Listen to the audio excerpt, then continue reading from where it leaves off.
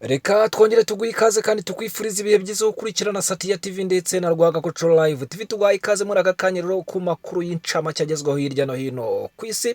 Reka duhere hano mu Rwanda. Abayobozi bo muri Cameroon bari mu Rwanda batunguwe n'uruhare umugore agira muri politike.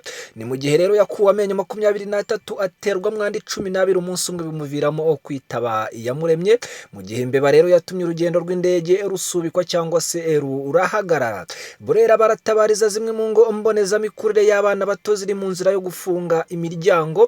Ni mu gihe rero muri Leta Zunze Ubumwe za Amerika Donald Trump yanze kwitabira ikindi kiganiro mpaka ndetse na Kamala Harris. Ubumuga bwo kutumva akumwana butangira kugaragara ryari, ese afashwa gute? Umuganga arashinjwa kubaga umurwayi yarebera kuri YouTube bimuviramo urupfu. Ni mu gihe rero ariya mu Bwongereza Premier League bigoranye cyane, Manchester City inganyije n'ikipe ya Arsenal y'abakinnyi 10. Hano rero inkuru dusoreza muri aka kanya nuko RDF yakiriye abandi basirikare bashya basoje imyitozo y'amezi 6. Katugushimira cyane no gukurikirana incamake z'amakuru yari ari kukugeraho hano kuri Satiya TV ndetse na Rwagakoco Live TV.